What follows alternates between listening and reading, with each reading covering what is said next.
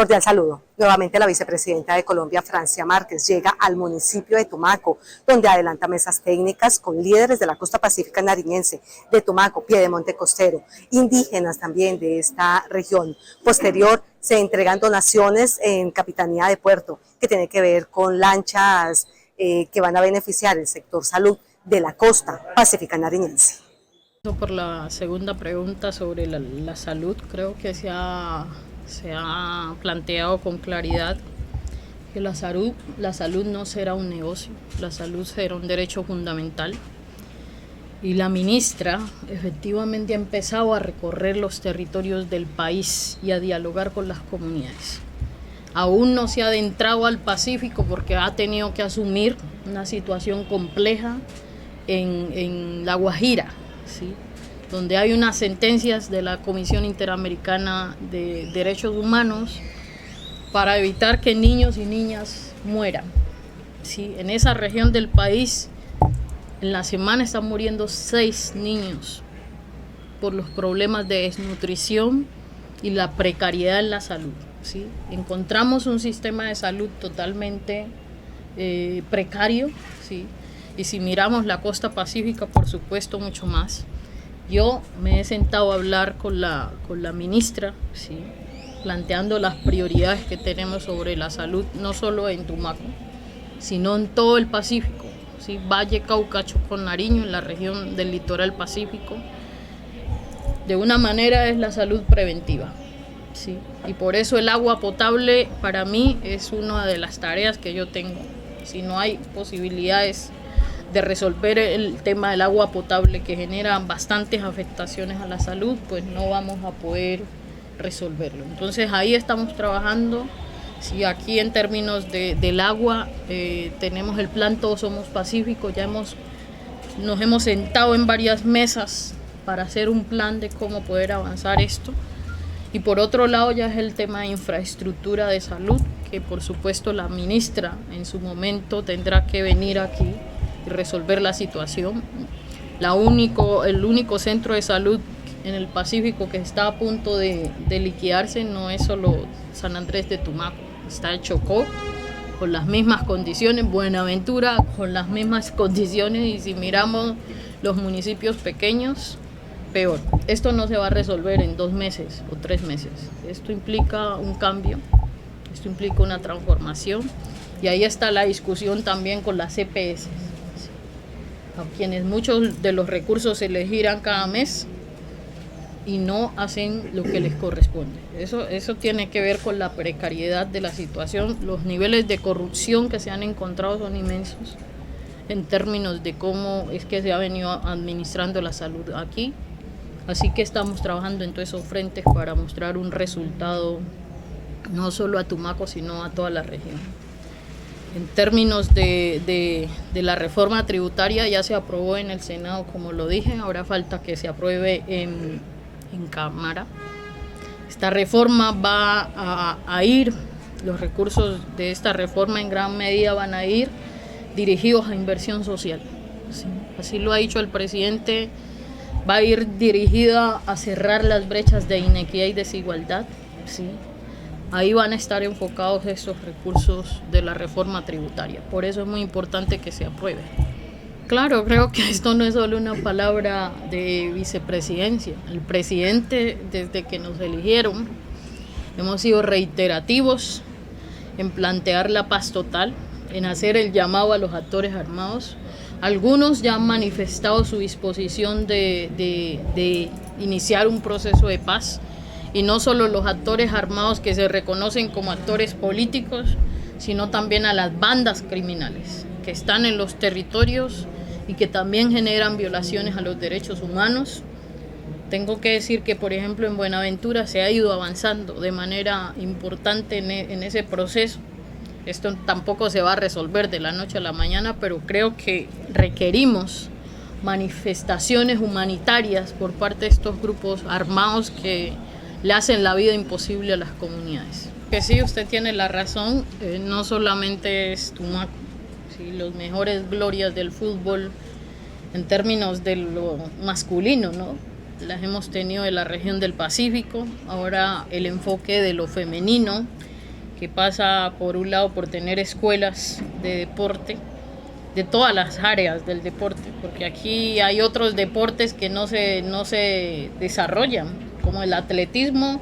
Yo hace 2 días acabo de recibir en la vicepresidencia una delegación de niños y niñas, ¿sí?, que se fue a Jamaica, de aquí de Tumaco, y es un orgullo que niños y niñas estén saliendo de aquí en una misión diplomática y son atletas, no solo son deportistas en fútbol, sino también en otras áreas.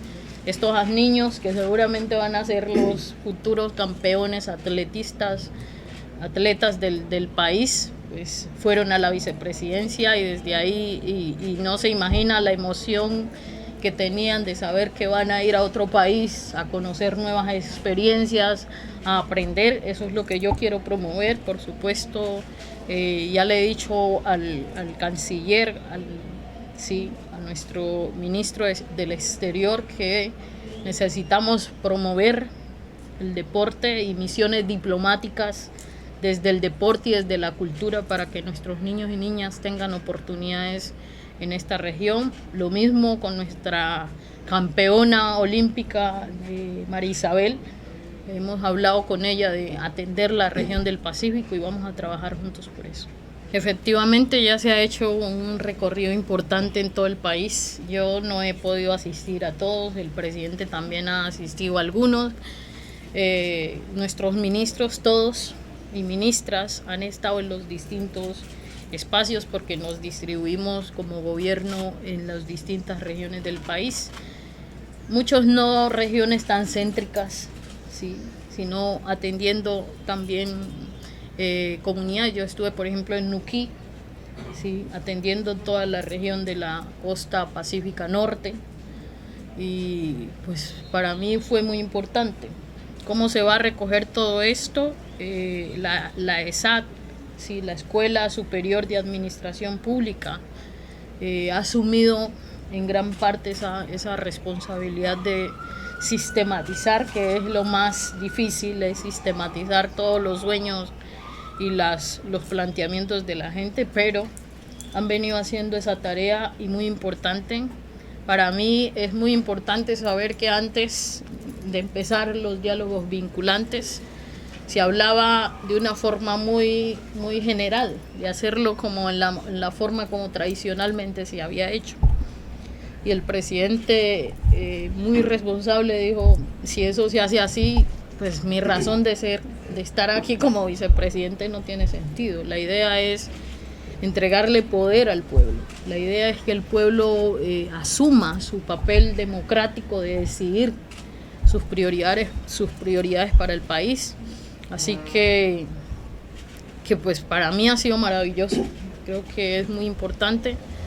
Yo he hecho mucho énfasis en los temas que me competen, que es la participación de los pueblos indígenas, afrodescendientes, raizales, palenqueros, la participación de las mujeres, la participación de la población diversa, LGBTIQ+, la participación de las personas con discapacidad y la participación en las regiones más excluidas y marginadas del país. El diálogo de paz no se logra de la noche a la mañana.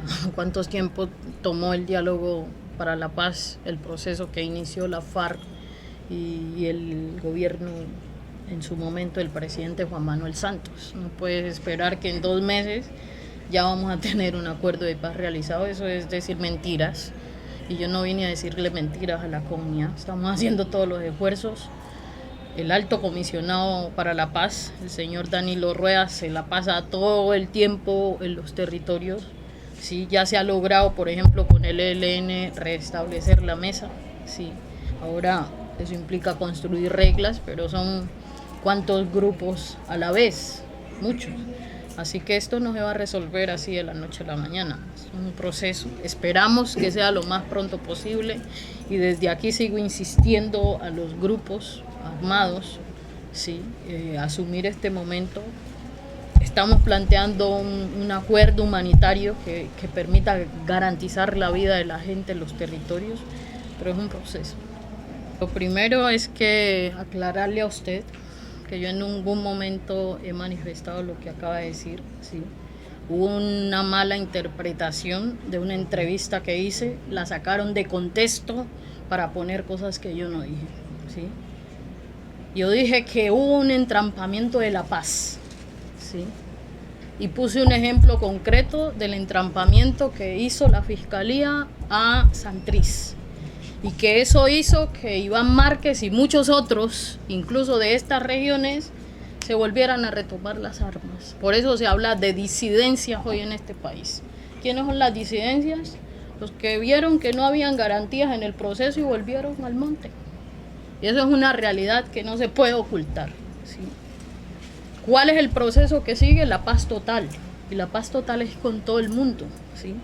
Cómo se vaya a hacer, eso no depende de nosotros, porque para el caso de las personas que se acogieron al proceso de paz, ¿sí?, y que se fueron, hay una jurisdicción que hay que tener en cuenta, y es la Jurisdicción Especial para la Paz, la JEP, que es la que va a tomar la decisión respecto a las disidencias que se fueron, y que eso tendrá que ser tenido en cuenta en el proceso de paz total. Una realidad que no podemos negar, y es que la gente está cansada de sufrir, ¿sí? Y aquí cuando hablamos de paz total dicen que es para impunidad y todo eso. No, aquí el proceso de sanción, ya hay una jurisdicción, ¿sí?, que estableció los mecanismos con el aval de la Corte Penal Internacional, que es la que juzga en procesos donde se considera que hay crímenes de lesa humanidad y que no se ha correspondido en responder como Estado. Entonces tenemos por un lado a la JEP y por otro lado tenemos a la Corte Penal Internacional vigilante del proceso que se haga. Esto no va a estar por fuera de esos mecanismos internacionales que Colombia ha suscrito, ¿sí? Pero otra cosa es los políticos, ¿sí?, y sobre todo los políticos de ultraderecha que no estuvieron nunca de acuerdo con la paz, ni la paz con un grupo, ni la paz total. Nunca han estado de acuerdo con la paz, y no han estado de acuerdo con la paz porque les interesa sostener el conflicto y la guerra para vender seguridad a los territorios, y eso fue lo que ha pasado. ¿A costa de qué? A costa del sufrimiento para las comunidades, porque quienes han tenido que soportar la violencia si no son las comunidades más empobrecidas. No invierten en estos territorios, pero dicen que hay que sostener la guerra. ¿Con quiénes? Con los hijos de las mujeres negras, de las mujeres indígenas, de las mujeres campesinas, los hijos de las mujeres empobrecidas, porque esos son los que van a sostener la guerra. Una guerra absurda que para el caso del Pacífico solo ha dejado muerto, dolor, sufrimiento, destierro, desplazamiento, miseria. Eso es lo que deja la guerra. Y aquí no estamos en una disputa política, sí, sí. Este no es el problema del señor Martínez, ¿sí? Este es el problema de un país. Y una sola persona no puede definir el rumbo de un país. Cuando yo estaba en campaña, la gente me decía: Francia, si no nos den nada, que no nos den, pero que nos dejen vivir en paz.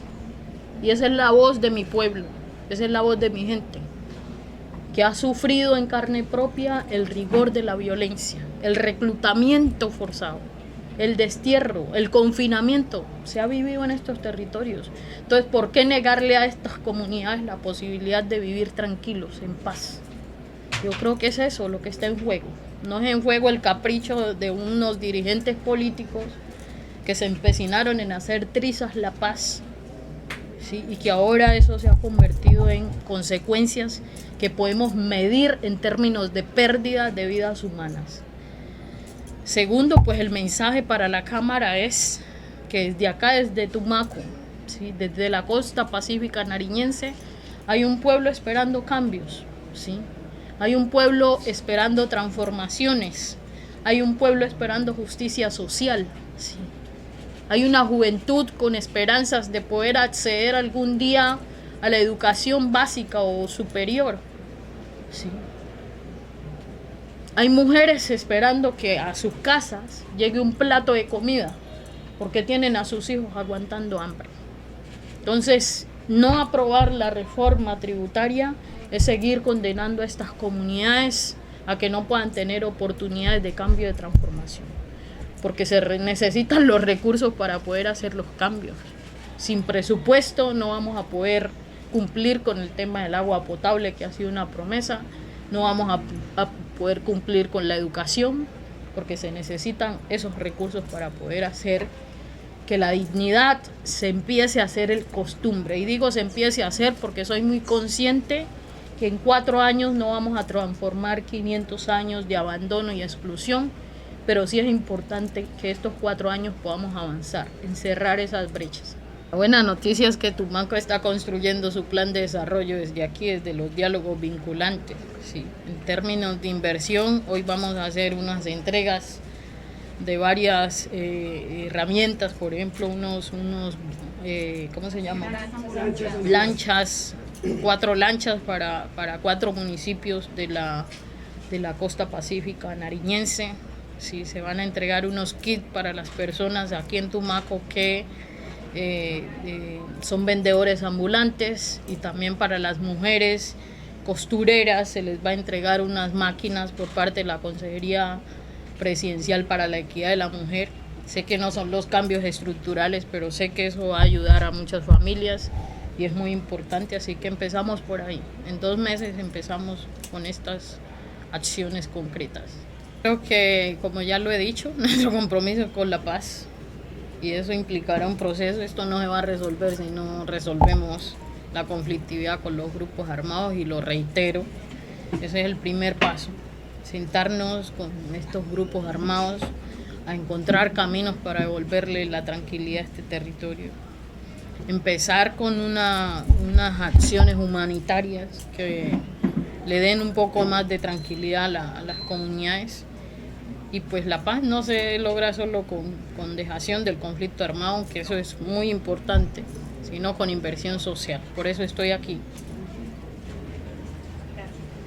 Es que no quedó claro lo del estatus político-militar. Pues es partidaria que se mantenga el estatus político a quienes se fueron del proceso y a quienes certifiquen que no estuvieron en La Habana, que no estuvieron nunca. No, yo le di una respuesta, y la respuesta es que eso no lo definimos nosotros, eso lo define la Jurisdicción Especial para la Paz.